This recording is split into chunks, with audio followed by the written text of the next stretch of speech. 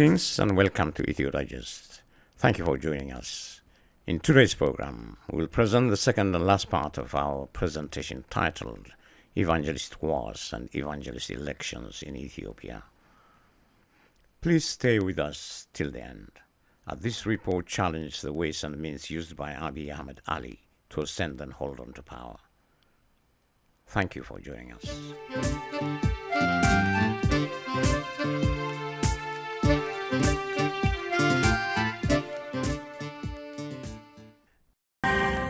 ሀገራችን ኢትዮጵያ የጀመረችውን አስደማሚ የልማትና የእድገት ጉዞ ተጠናክሮ እንዲቀጥል ምዕመናንን ወይንም ዜጎችን የበኩላቸውን ኃላፊነት እንዲወጡ ለማሳሰብ ያለመ ነው።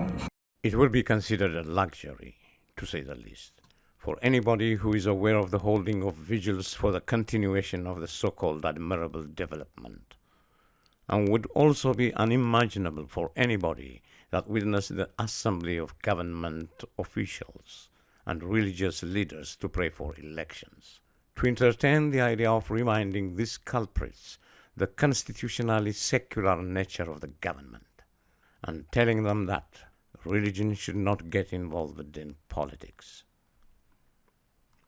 Prosperity Party placed Melat Work Hailu, a well-known evangelist, as the head of the election board, and concocted and conducted a sham election, have tried to make the election acceptable by sending out preachers that were armed with not only prayers and prophecies, but also with election results. They tell us that Abiy has won the election even before the election was held. They also tell us that the regime is the kingdom of Jesus, and if that was not enough, they condone the wars that are initiated and carried out by Prosperity Party and call them just wars. When the Prime Minister decided to hold the 2020 Birtukan Mideksa-led elections, which was rejected by the United States and Europe for failing to meet basic election standards, an insider told us that the Prime Minister summoned the Council of Evangelical Churches to the palace. That was led by its president, Ethio-Elias, Minister d'Etat of Agriculture. The 14 out of 15 members of that council showed up and held prayers. This time, the same insider provided the image you see on the screen to back up the claim that that convention decided to have the president of the council, Ethio-Elias himself, get elected from the Piazza area and join parliament. As soon as the elections, blessed by this self-proclaimed council, ended, the president of the council, Taso Gabre, an evangelical agent of the criminal government, was promoted to be the head of the Public Service Bureau in Addis Ababa. Then, together with Adanej Abiy, they launched a project called Staff Evaluation, claiming that the single ethnic group and Orthodox Christians dominate the Addis Ababa bureaucracy.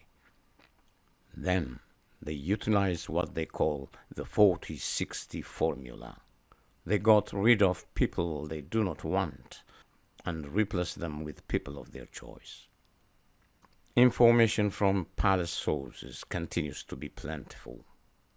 It confirmed to us that this conspiracy was hatched by the Prime Minister and the Evangelical Council of Churches, the same council that is always awarded housing and land. Before Taso Gabre, wearing two hats, was positioned to fire people he did not consider appropriate for the kingdom of God, based on their ethnicity and religion, on Sunday, November 19th, 2021. His predecessor, as a president, Ethio-Elias, was summoned by the Prime Minister and was instructed to bring all members of the council to the palace. The same infamous 14 members of the council showed up and convened under one roof. The same group that met a few months earlier for an election was now meeting to bless Abiy Ahmed, who was ready to go to war. The pseudo-evangelists that prayed and chanted, "May the Spirit of the Lord follow you, and may you be victorious." And the shameless council members that blessed him and sent him off to the war, where Ethiopians destroyed and killed each other. And included in this 14-member council are named Baqqala Walde Kidan, Mamusha Fanta, Nuguse Bulcha, Pastor Tamasgan, and others.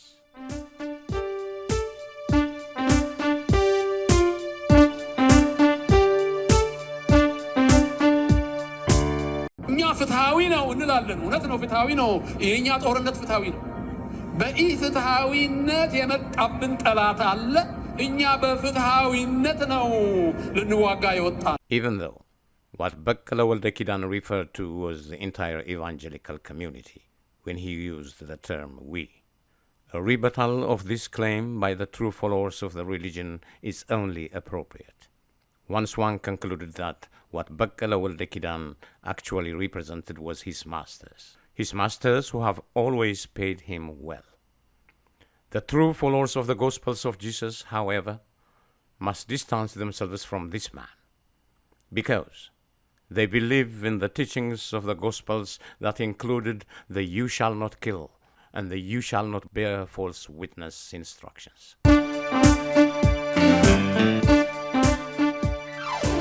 According to the palace insider and follower of the same faith, the allegation that the government that utilized the followers of the faith for both elections and wars is actually true, has handed out land and housing and huge sums of money to members of this entity. But the same source believed that the route the government is following would be detrimental, and have shared the names of the people involved in this criminal plot. When recalling those who were given land, housing, and money, the source indicated that some of them were actually foreigners.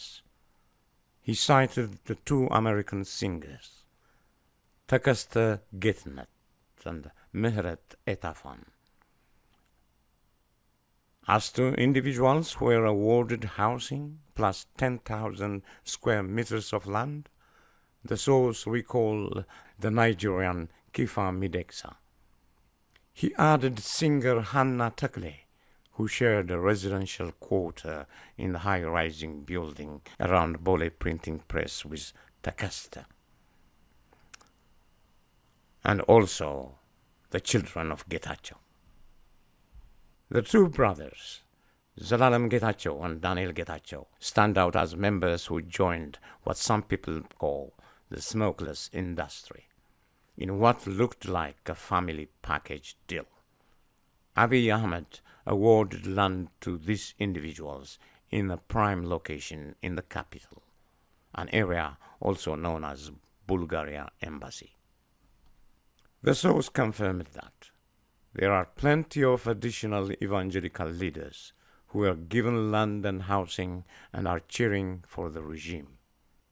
He mentioned Zannaba Girma in Bole, Wallo Safar, and Nabi Yitlaon in Atlas area of Bole, along with another so-called evangelist, Mesfin Guttu. From individuals who were paid directly by the Prime Minister, the source mentioned Pastor Getu Ayaleo, owner of the Hiot Brahan Church in Hawassa. This payment of 1 million Ethiopian birr was handled by Meratu Dabbaba. The source also included Tibabu Workeye as another recipient of land and 1 million Ethiopian birr. As the source spelled it out, the full gospel church around Tor Hailochin Katanahulat was built by Abiy Ahmed himself, and one of the founders of the Evangelical Council of Churches said that when we incorporated this council, Abiy Ahmed gave us 1 million birr to be used for that purpose. By the way, it is ironic that the same Prime Minister who claims that his salary is only $400 a month is but dispersing millions of dollars at will. Mulukan Fanta, a brother of Mamusha Fanta, who is a member of the leading entity in the Evangelical Council of Churches. He is another evangelist who came to be in charge of Zinash Tayacho's, or First Lady's, head office.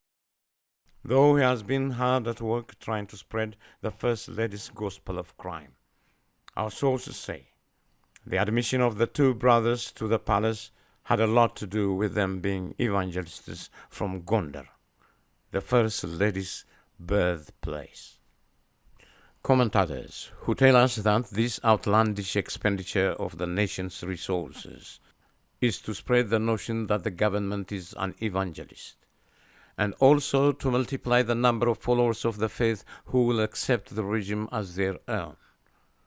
The commentator also added that the Prime Minister has always unashamedly uttered the same narrative.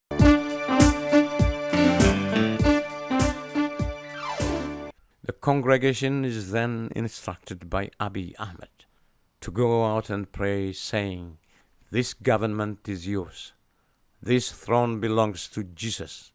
No one can remove the one that is anointed by the Lord."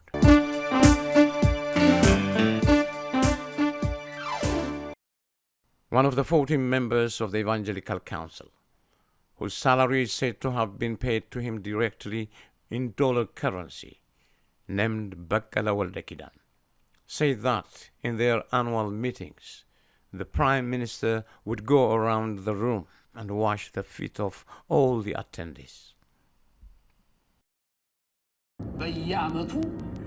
በየዓመቱ ከመጀመሪያው ዓመት ጀምሮ በየዓመቱ ለምስጋና እንገናኛለን። የሆኑ ሰዎች እኔ አንዱ ነኝ በየዓመቱ ይኸው 8ኛ ዓመታችንን አሁን አክብረናል። ባለፈው መጋቢት ወር መጀመሪያ ላይ ብዙ ነበር።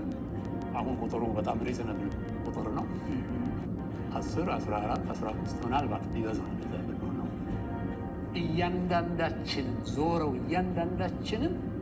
What Bakkala Waldekidan refers to as a person who washed their feet is the same person that made a number of young Ethiopians lose their legs. In the absence of the followers of the faith, to refute the claim that asserts that the cooked-up government by the 14 or 15 council of members belongs neither to Jesus or the evangelists, but to Abiy Ahmed, and that the followers of the evangelical churches would end up being used and abused by the regime. But that's not all. The people that are losing their lives would continue to be expendable subjects in sustaining the blood-stained kingdom. An observer who followed Abiy when he utilized the dawn of the evangelical movement as a ladder to get to power reminds us the time Abiy Ahmed started handing out prayers and prophecies in the church.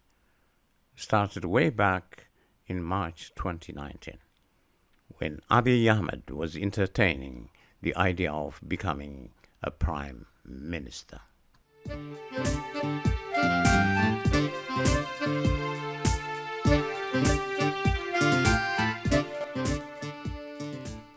There was an argument that suggested that the Oromo People's Democratic Organization should find a candidate better than Abiy Ahmed, as it was believed that he did not have the qualifications to be a prime minister.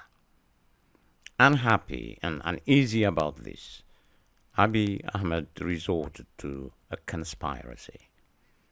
He brought in a lady who claims to be a prophet to come to the evangelical church where Oromo People's Democratic Organization leaders frequently congregate. He also instructed her to take the stage and prophesied that she have seen a vision where Abiy Ahmed becomes a prime minister. The self-proclaiming prophet did exactly as instructed.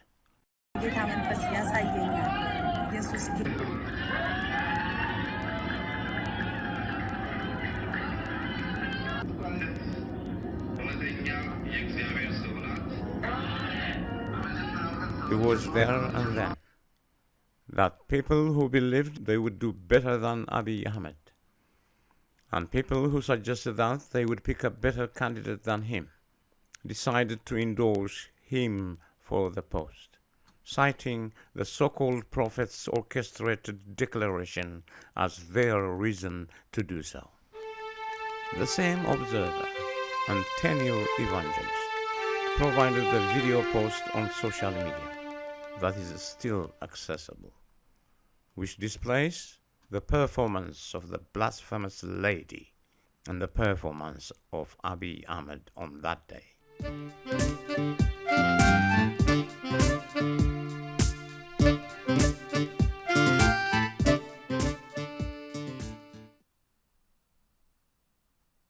Having converted the Evangelist's covenant to a place of conspiracy, and having utilized it as a stepping stone to get to power, the Prime Minister is now dismantling a modern-day secular system of government. And the Prime Minister is openly telling the congregation that his government was brought by a visionary and evangelist believer of the Gospels, and that his government would stabilize and endure because of the prayers of the faithful. And to get this accomplished, a lot of money and enormous manpower was included in the budget.